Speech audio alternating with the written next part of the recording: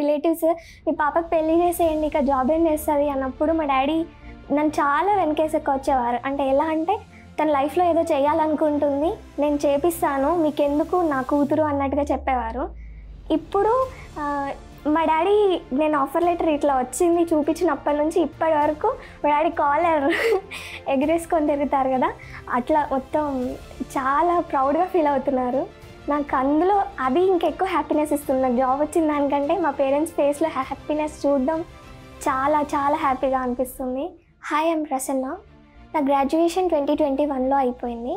So after that నాకు టీసీఎస్లో job వచ్చినా కానీ for some reasons I couldn't join in that company. After 6 months తర్వాత నేను జాబ్స్కి ట్రయల్ చేస్తున్నాను, కానీ నాకు ఎక్కువ రెస్పాన్స్ రాలేదు. సో నా బెస్టీ తను నాకు ఒక సజెషన్ ఇచ్చింది ఏంటి అని అంటే, వాళ్ళ బ్రదర్ నెక్స్ట్ వేవ్లో జాయిన్ అయ్యి జాబ్ తెచ్చుకున్నారు, నువ్వు కూడా జాయిన్ అయితే నీకు బెటర్ ఫ్యూచర్ ఉంటుంది అని తను చెప్పగానే మంచిగా అనిపించింది. జాయిన్ అవుతే బాగుంటుంది కెరియర్ అనిపించి నేను జాయిన్ అయ్యాను. సో ఇక్కడ నాకు జాయిన్ అయ్యాక ఎవ్రీ స్టెప్ నాకు సజెషన్స్ వచ్చాయి. నేను డౌట్స్ ఏమైనా పోస్ట్ చేసిన రోజే నాకు క్లియర్ చేయడం స్టార్ట్ చేశారు.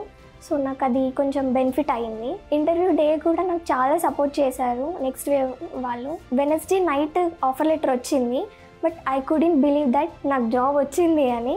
బట్ ఎందుకు అని అంటే నాకు అంత పెద్ద ప్యాకేజ్ ఇంత ఫ్రీగా అయిపోతుంది, ఫాస్ట్గా అయిపోతుందని నేను ఎప్పుడు ఎక్స్పెక్ట్ చేయలేదు.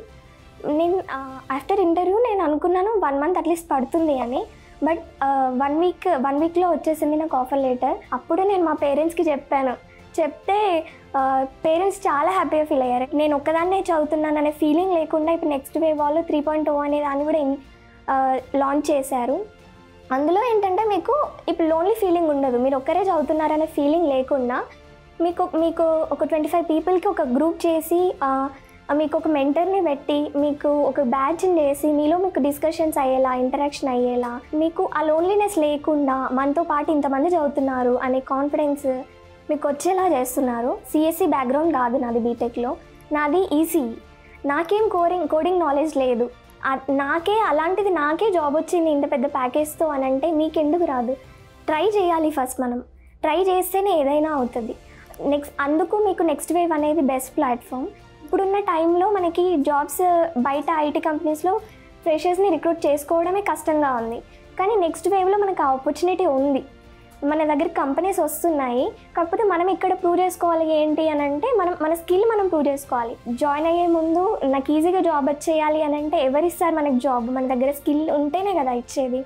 సో మనం స్కిల్ నేర్చుకుందాం ఫస్ట్, తర్వాత మనకు జాబ్స్ ఈజీగా వస్తాయి.